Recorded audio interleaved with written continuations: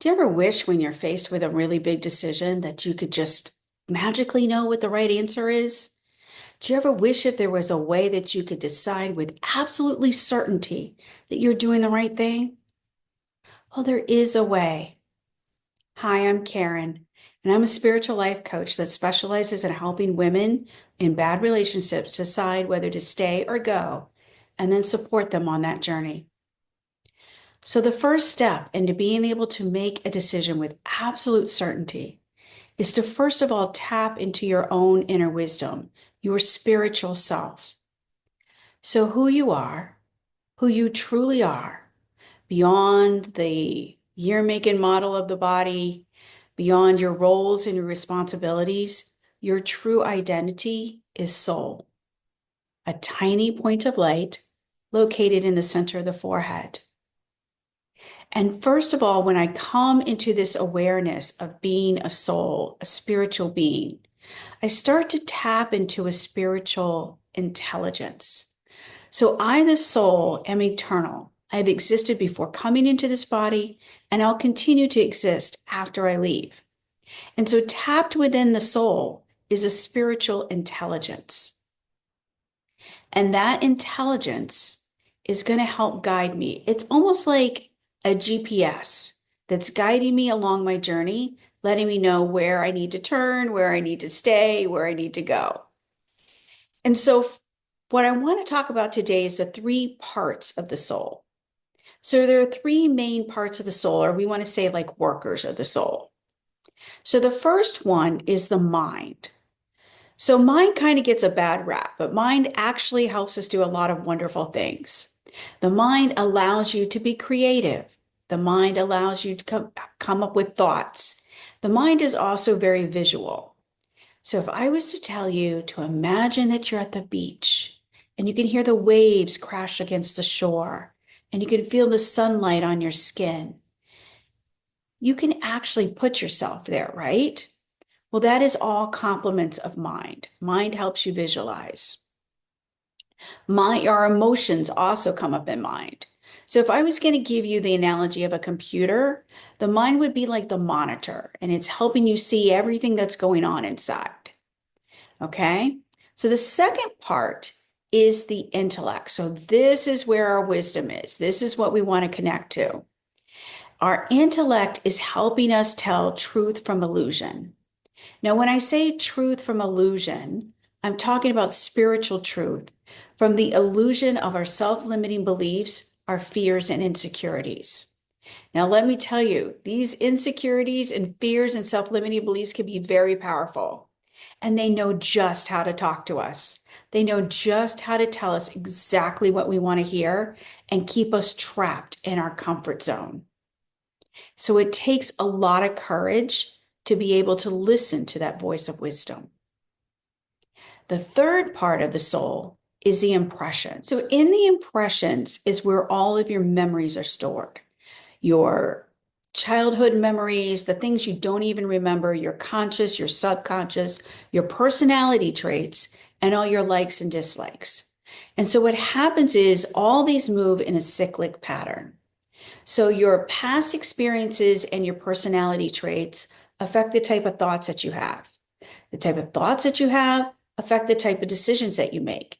And the type of decisions that you make affect the type of experiences that you have, which in turn affect the type of thoughts you have again. So I'm going to tell you a story to help you kind of understand this a little bit better. So let's say that you need a loan from the bank, okay? Your whole future is riding on you getting this loan. And so you do all your research, you find the perfect bank with the perfect rate, the perfect terms. You get all your paperwork together, you get all dressed up, and you go down to the bank to talk to a loan officer about getting that loan. So you pull into the parking lot, and there is a parking spot right in the front. And you're like, yeah, this is my lucky day. This is going to happen. But right before you pull into that parking spot, somebody comes from the other direction, whips in, and takes it from you. And you say to yourself, okay, I'm a peaceful soul. I will go find another parking spot. So you end up parking way at the other end of the parking lot. You have to hike up to the front door. You're all hot and sweaty by the time you get there. And when you go into the bank to talk to the loan officer about your loan, you realize the person that you need to speak to is the exact same person who took that parking spot from you in the parking lot. Okay, right now, mind is having a field day. There are all kinds of thoughts going on in your head. Your intellect has to make a decision on how you're going to handle this. And then, whatever you decide to do, whatever happens, whether you get your loan, whether you go to jail, whatever it is that happens, gets stored in the impressions. And then the next time you get into a situation that's even similar to that, that memory is going to affect the way that you think. And then those thoughts, again, are going to affect the decisions that you make. So you can see how things are going in a loop. Okay, but here's the problem. Somewhere along the line, we have learned to leave our intellect, our wisdom, out of the picture.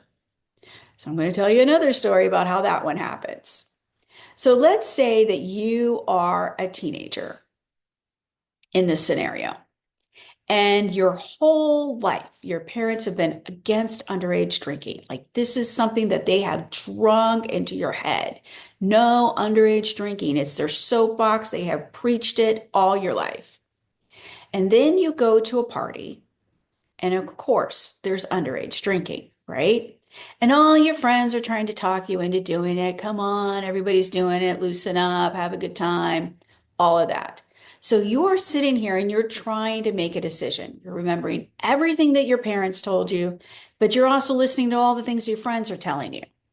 So let's say that you spend like 45 minutes trying to make a decision. And you decide, let's say, just for the sake of the story, you decide to go ahead and drink. So, first of all, everything, the way it tasted, the way it smelled, the way you felt, everything you saw and heard, all of that gets stored in impressions. So then, and let's just say for the sake of the story, that everything went fine. None of the terrible things your parents told you happened. Everybody had a good time. It was all good. So the next time you go to a party and there's underage drinking, are you going to spend 45 minutes trying to decide what to do? No, maybe 5. And the third time, you don't even think about it. You just do. After that, maybe you're the one bringing the alcohol. I don't know. But the thing of it is you are starting to leave the intellect out of the equation. And so a lot of our thoughts are going back and forth just between mind and impressions. So this is a bit about habits. And I say not all habits are bad habits. If you start something new, create a good habit, it's yours to keep. But a lot more of our thinking is habitual than we realize. The way we handle stress, the way we manage our relationships, all of this is habitual. Our thoughts about ourselves are habitual. And so we're not running it through the intellect to get a clearer picture of what really is going on here. And so that's one reason why with my clients, I use a lot of meditation. Because if you ever had the experience of meditation where you're trying to concentrate and your mind is all over the place, right? It happens to everybody. I'm just letting you know that. Happens to everyone. But as you're trying to concentrate, there's this voice inside your head that goes, no, wait, come back, focus. And if you can get mind to come back and focus for just a few more seconds, then you have won. You are starting to, number one, bring that voice that says, no, wait, come back. That is your inner wisdom. So you're starting to, first of all, engage your inner wisdom again. And second of all, you're starting to teach mind to listen to it. So I like to say that there is success even in the failure. So even if you're trying to meditate and your mind is all over the place, every single time you hear that voice that says, no, wait, come back, focus, that's a win. And every time mind comes back and focuses just for a few seconds, that too is a win. Okay? So that's starting to get the intellect re-engaged. So I feel like there's three main steps to really engaging the intellect. Step one is to quiet your mind down enough so that your inner wisdom can get a word in edgewise. Okay? Because typically our minds are going, right? They never stop. You're constantly having thought after thought after thought. And so when I say quiet mind down enough, what I'm talking about is you're just slowing your thoughts down and you're having thoughts that you want to have. So if I was to think, I am a spiritual being and my original nature is peace. So this is an intentional, elevated thought, and I've slowed it down. And so when I'm able to really slow down those thoughts and have these elevated spiritual thoughts, then I'm giving intellect a chance to come in and get a word in. Okay? Secondly, the next big step is to recognize when it is that your inner wisdom is speaking to you. So we're having a lot of different voices in our head, right? Do you remember those commercials when you were a kid with the angel sitting on one side and the devil sitting on the other? But the thing of it is, it's not that clear cut. We have all kinds of voices going on in our head, coming from a lot of different places. And so recognizing, oh, wait, that was the voice of my inner wisdom. That takes some practice. And again, this is where meditation comes in and helps. Because when I'm hearing that voice go, no, wait, come back. When I'm hearing that voice guiding my thoughts to higher ground, I'm starting to recognize, oh, that's the voice. I don't know about everybody else, but this is just my way of processing. In my head, my intellect kind of wears a three-piece suit, has a military haircut, and likes to say things like, these are the rules and they're not negotiable. And of course, mind and intellect, mind and impressions are constantly trying to negotiate the rules. Okay, because here's the thing, that voice of inner wisdom, it might be giving you some advice that's taking you out of your comfort zone. And so this is step three, is to trust the voice of your own inner wisdom. So let's go back to the bank for a minute. And maybe when you met this person who was a bit aggressive in the parking lot, swiping that space from you, and you had to face them, you have a habitual way of handling those type of situations. And maybe it was your habit to be maybe a little bit passive aggressive, or maybe it's your habit to be really guarded, to be like, oh, okay, I don't know what to expect from this person. I'm a little bit taken aback. Got some walls up for my own protection because, I don't know what's going on here. And maybe your wisdom is going to tell you something like, hey, you don't know this person's story and you don't know what they're going through. So let's just give them some grace. Maybe they really need someone to be very sweet to them today. So you know what's going to happen with mind and impressions? They're going to be like, are you kidding me?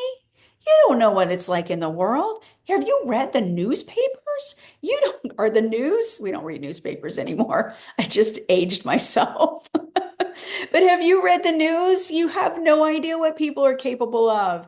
So you're going to hear all these arguing voices that are going to give you an excuse to stay in your comfort zone. And the thing of it is these mind and impression voices are coming from your space of your own self-limiting beliefs. They're trying to hold you down in that comfort zone. And their voice of your inner wisdom is trying to elevate you. And so this is just a small, small way in your day that that inner wisdom can come in. And so what I like to say before you make a huge life decision is to start practicing. Start practicing, and I recommend with meditation, but start quieting the mind down, guiding it through some elevated spiritual thoughts, slowing those thoughts down, and start to really listen for that voice inside your head. Secondly, to start recognizing when that voice is speaking to you. And then in small, small ways, start trusting it. So maybe it's easier to trust it with people outside your relationship before it's time to start applying it within the relationship, right? Because there's a lot more history there, there's a lot more story there, and so it's a lot more difficult. So let's start with people outside and then start to get the hang of it before you start to apply it in a really big situation. So play with these ideas, practice it. And I will be putting out a meditation in a couple of days on how to walk you through the process. Okay? If you have any questions or you need a little extra help, reach out to me either on my website at www.spiritualbreakupsolutions.com, or you can put something in the comments. I'd love to hear from you. Until then, take care of yourself, okay?